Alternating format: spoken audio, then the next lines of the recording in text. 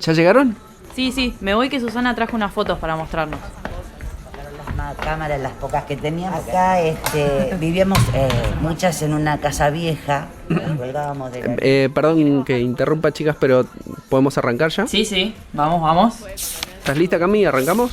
Sí, dale. Bueno, de ahí salimos al aire. Venimos. Memorias, debates y reconstrucción. Memorias en lucha. Historias de resistencia. Bienvenidos, bienvenidas, bienvenides. Charla especial que nos convoca hoy en la Universidad Nacional de General Sarmiento, radio de la universidad, acá organizando y llevando adelante en el marco del ciclo Memorias, debates y reconstrucciones, esta charla tan especial, Memorias en lucha, que hoy convoca a tres grandes de la historia, a tres personas que efectivamente dijimos quiénes pueden sostener la memoria viva, cómo se llevan adelante esas luchas, esas construcciones, y paso a saludar a nuestras invitadas de lujo en el día de hoy, Nancy Susana Stancato, quien es aspirante a enfermería de la Guerra de Malvinas. ¿Cómo andás, Nancy? Bienvenida. Gracias, bienvenida y gracias por invitarme. Gracias por estos minutitos que se tomaron, todas se acercaron. Estamos ahora desde el multiespacio de nuestra universidad. Estamos también con Magalí Muñiz. Ella es referente, activista por los derechos trans travesti, referente del Archivo de Memoria Trans. Bienvenida, Magalí. Bueno, muchas gracias. Buenos días a todos. Y bueno, vamos a charlar un rato de la memoria, ¿no? Que es tan importante en nuestras vidas. Totalmente. Inés Gauna, quien nos falta, quien completa este trío en el día de hoy. Ella es militante feminista de nuestro territorio, también por los derechos humanos, y referente de la Asamblea Feminista Conurbana Noroeste. ¿Cómo andás, Inés? ¿Qué tal? ¿Cómo estás? Bien, con ganas de escuchar a estas dos compañerísimas que ya me estaban como poniendo... con asombro, ¿no?, de escucharlas. Y bueno, diremos lo que podamos desde el territorio. Tres mujeres que hoy se convocan, tres diversidades que hoy se convocan para traer un pedacito de esa memoria, de esa historia de vida, de esa historia de lucha que también hace a nuestro país. Y en ese sentido vamos a arrancar con este debate, esta charla, contándolos o preguntándoles, interpelándolas a que nos cuenten en qué momento del colectivo, además cada una es referente de un colectivo, se trae memoria. ¿Cuáles de esos momentos creen, esos hitos, las marcaron en la lucha de cada uno de esos colectivos o en la individual? Nancy Stancato. Bueno, en mi caso, cuando me dan la baja de Marina, en marzo del 83, se me prohíbe hablar de Malvinas. Y me amenazan diciéndome que saben dónde viven mis padres, dónde vive mi familia. Durante 29 años... al principio me esforcé a olvidar y después me olvidé de Malvinas. 29 años después, una compañera por intermedio de Facebook me ubicó y ya había ubicado a muchas más y empezamos a recordar la lista y nos reencontramos, nos reconocimos, volvimos a encontrar a esas adolescentes que de un día para otro nos habíamos convertido en mujer por el tema de la guerra, y ahí hubo un grupo que cada uno reaccionó como pudo. Muchas prefirieron no hablar hasta ahora y se les respeta, no pueden. A cada una nos pegó distinto y un pequeño grupo de nosotras decidió empezar a luchar por este reconocimiento, porque la Armada diga que existimos, porque tenemos pruebas, porque estuvimos ahí, porque atendimos a los veteranos siendo estudiantes de enfermería,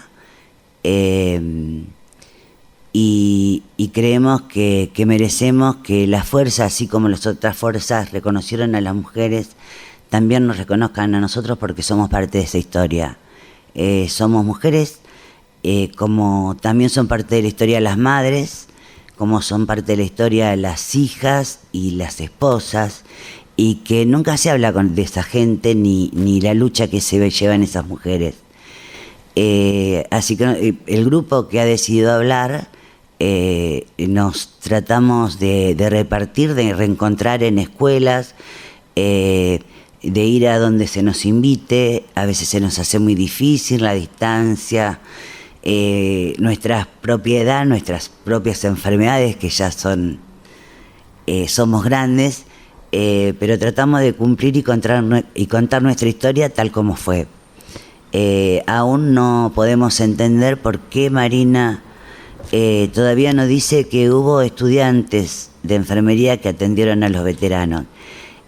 Por un lado pensamos que quizás sea tal vez porque éramos menores. En la mayoría ellos eran nuestros tutores, nuestros padres habían cedido la tutela, y ni siquiera éramos profesionales, no teníamos las herramientas.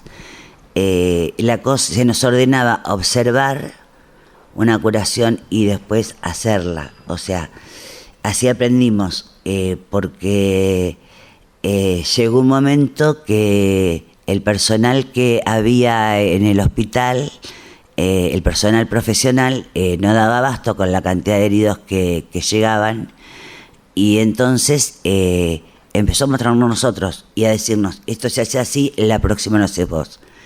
Órdenes directas a las que nosotros teníamos que cumplir. Eso es lo que te puedo contar de cómo nos fuimos dividiendo. Algunas estamos de acuerdo en hablar, otras no. Algunas pueden y otras no. Se respeta todo. Esperemos que nosotros nos respeten también. Gracias, Nancy. Magalí Muñiz, ¿qué cosas, qué hitos encontrás en tu vida? Magalí además es sobreviviente de la última dictadura militar, parte del archivo trans. Bueno, nosotras empezamos a recuperar la memoria a partir del 2013-2014, que se creó una página de Facebook para reencontrarnos con las compañeras que estaban exiliadas en el mundo y en el país, para sabernos vivas. Y bueno, era un grupo cerrado de Facebook solo para chicas trans.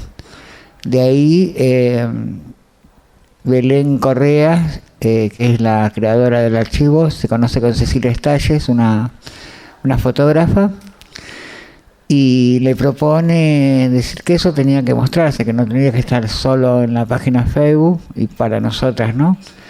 Ahí le propone hacerlo físico, y bueno, ahí lo que hacemos en el archivo es reconstruir la memoria a través de testimonios, fotos, relatos de las compañeras, revistas, periódicos de la época, ¿no? Y bueno, y recuperar la historia que fue invisibilizada y ocultada durante muchos años, ¿no?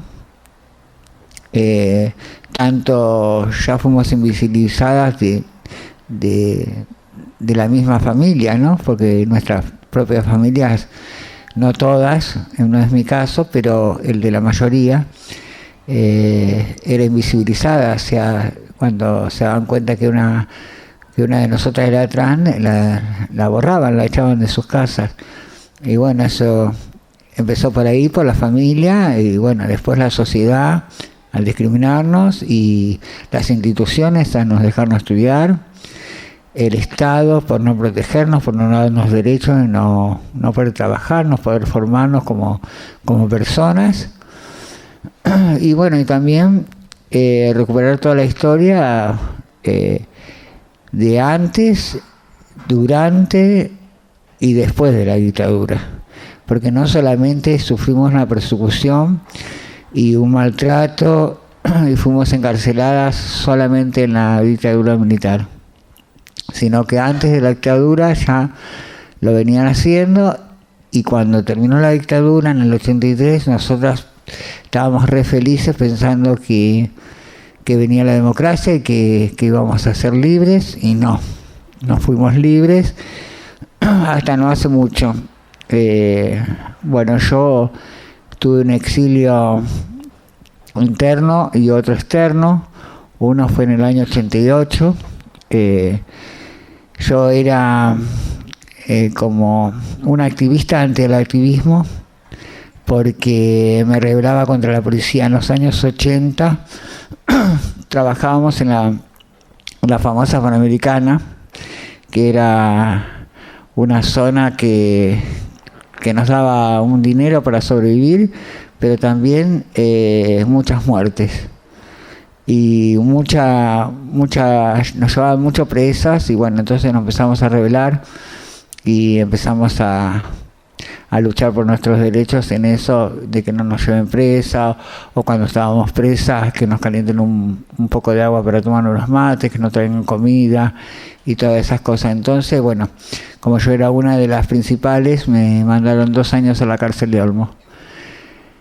Cuando salgo, me exilio en la provincia de Neuquén, que era una ciudad más tolerable con nosotras, aunque había la ley también de que nos llevaban detenida, pero era un día solo, y acá eran 30, 60, 90. Así que bueno, y después, en el año 89, cuando el presidente Alfonsín quiere entregar su mando, o entrega su mando antes de tiempo, y bueno, ahí a Chile. Así que bueno, muchas gracias. Inés Gauna, militante del territorio, ¿en qué momentos, qué hitos, qué recordás que marcó esa militancia y la del colectivo feminista también de nuestra región, del noroeste del conurbano bonaerense? Es mucho tiempo pensar en hitos.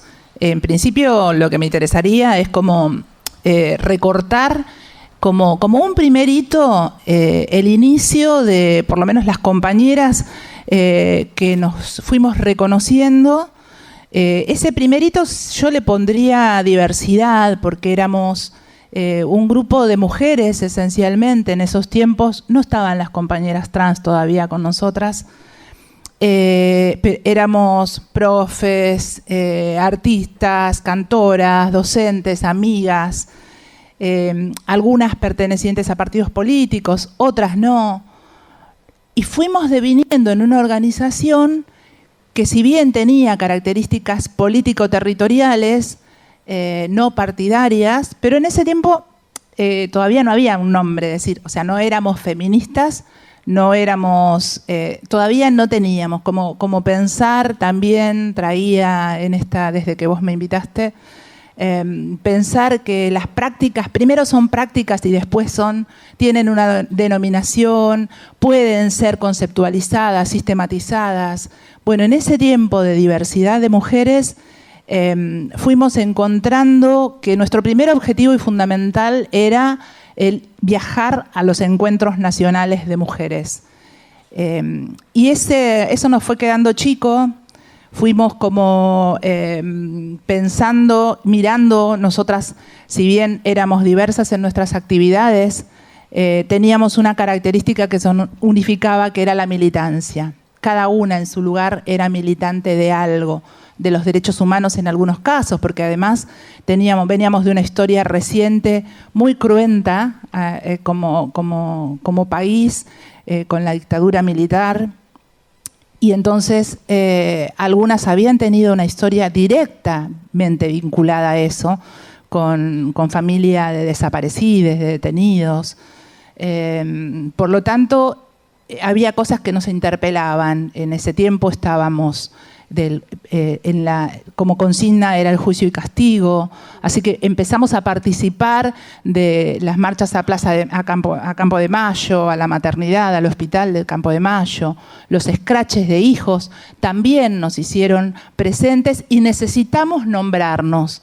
Entonces tuvimos bandera, nos pusimos un nombre, como parafraseando a Cortázar, éramos todas las mechas la mecha. ¿Por qué Cortázar? Porque en ese momento nos enamoraba muchas.